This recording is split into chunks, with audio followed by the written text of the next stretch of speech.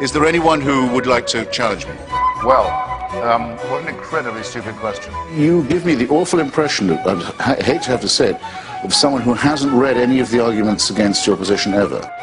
The empty life of this ugly little charlatan proves only one thing, that you can get away with the most extraordinary offences to morality and to truth in this country if you'll just get yourself called reverend. Are you asking me or telling me? I'm asking you a question. Well, why don't you listen to what I've got to say then? You're saying that they're ridiculous people. I've had to be sitting in this chair for half an hour listening to you being a megaphone for frauds, and I'm giving you my response. People like that should be out in the street shouting and hollering with a cardboard sign and selling pencils from a cup. Guys, stop. God bless us all. Just stop and let's have a meaningful conversation instead of people talking on top of each other. Don't invite me on and tell me to keep quiet. Your audience, which will clap apparently anything, is frivolous. No, I'm just saying. That's what I said. You took up all the time for my answer with your long, rather unlettered question.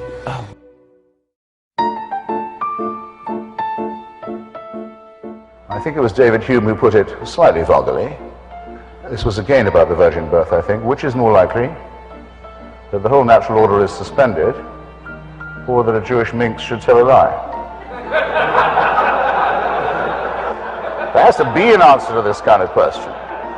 Is it not the case that the spread of Christianity, about which you spoke so warmly and affectingly in your opening remarks, attributing it to the innate truth of the Bible story, was spread by that means, or because the Emperor Constantine decided to make Christianity the official religion of the Roman Empire? Which, in your view, contributed more to the spread of the faith? The Holy Spirit. I rest my case. In order to be Christian, you have to believe that for 98,000 years, our species suffered and died, most of its children dying in childbirth, most other people having a life expectancy of about 25, dying of their teeth, famine, struggle, bitterness, war, suffering, misery, all of that for 98,000 years. Heaven watches it with complete indifference. And then 2,000 years ago thinks, that's enough of that, it's time to intervene. The best way to do this would be by condemning someone to a human sacrifice somewhere in the less literate parts of the Middle East. Let's appear to the Chinese, for example, where people can read and study evidence and have a civilization. Let's go to the desert and have another revelation there. This is nonsense. It can't be believed by a thinking person. All of this could be part of a plan. There is no way an atheist can prove it's not. But it's some plan, isn't it? With mass destruction, pitiless extermination, annihilation going on all the time, and all of this set in motion on a scale that's absolutely beyond our imagination, in order that the Pope can tell people not to jerk off.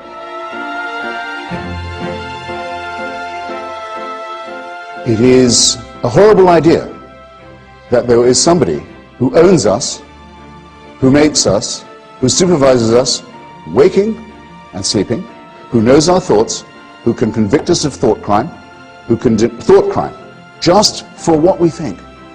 To demand this, to wish this to be true, is to wish to live as an abject slave. I mean to say it infects us in our most basic integrity. It says we can't be moral without Big Brother, without a totalitarian permission. It means we can't be good to one another. It means we can't think without this. We must be afraid. We must also be forced to love someone who we fear. The essence of sadomasochism.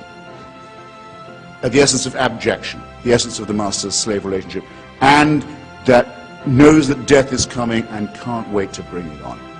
I say this is evil, and though I do some nights stay home, I enjoy more the nights when I go out and fight against this ultimate wickedness and ultimate stupidity. And I'll tell you something, if I was told to do what all monotheists are told to do, and admire the man who said, yes, I'll gut my kid to show my love of God, I'd say, no, fuck you.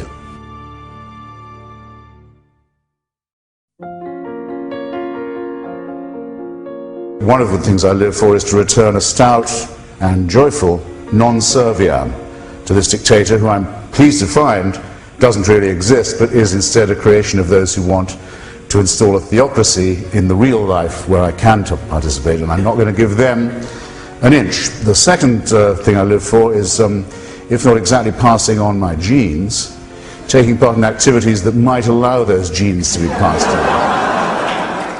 Call someone an imam or a priest or a reverend, there's nothing they can't get away with in our culture.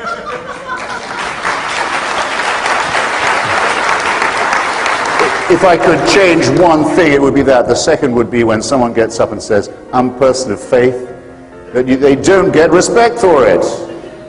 They think that's a respect-producing statement. I am a person of faith. You know, I'm a person who will believe practically anything on no evidence at all. I think what I mainly live for is contemplating the misfortunes of other people. Well, that leads me to a very... That and vindication, being proved repeatedly and over again right when other people were wrong. That does a lot for me.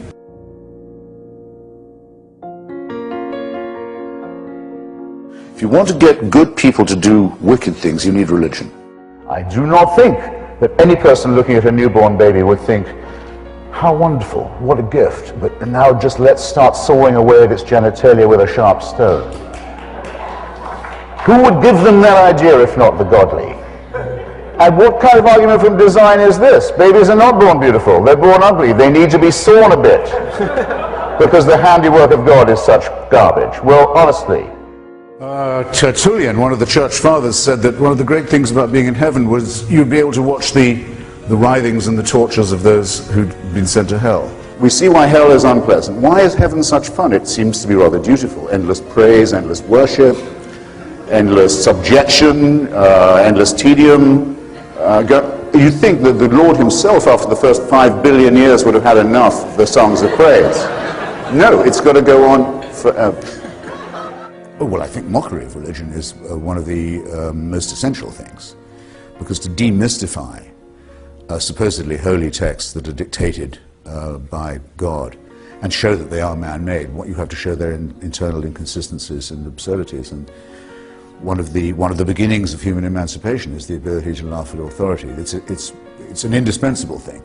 People can call it blasphemy if they like, but if they call it that, they have to assume that there's something to be blasphemed, some divine word. Well, I don't accept the premise. I dare say you know what the Buddhist says to the hot dog vendor. You don't? He says, make me one with everything. Yeah, well, that's only part one, because the Buddhist then hands over a $50 bill and waits while he munches, and nothing happens. And he says to the hot dog vendor, okay, what about my change? And the hot dog vendor says, change comes only from within. I myself have never heard anything more profound than that.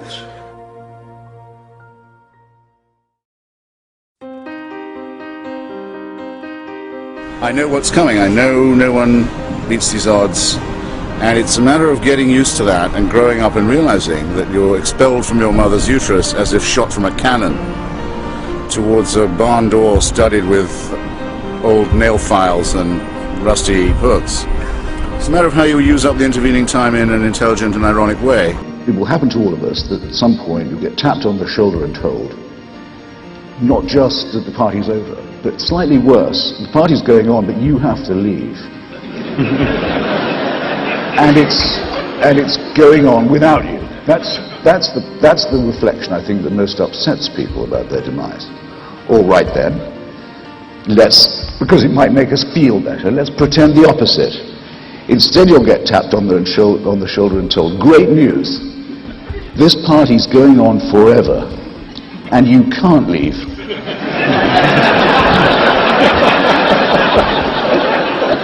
You've got to stay.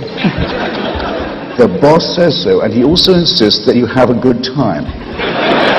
To me, the offer of certainty, the offer of complete security, the offer of an impermeable faith that can't give way, is an offer of something not worth having. And I'd urge you to look at those of you who tell you, those people who tell you at your age, that you're dead till you believe as they do. What a terrible thing to be telling to children. And that you can only live, and that you can only live by accepting an absolute authority. Don't think of that as a gift. Think of it as a poisoned chalice. Push it aside, however tempting it is. Take the risk of thinking for yourself. Much more happiness, truth, beauty, and wisdom will come to you that way. Thank you. How much longer are you going to do this? Till I drop.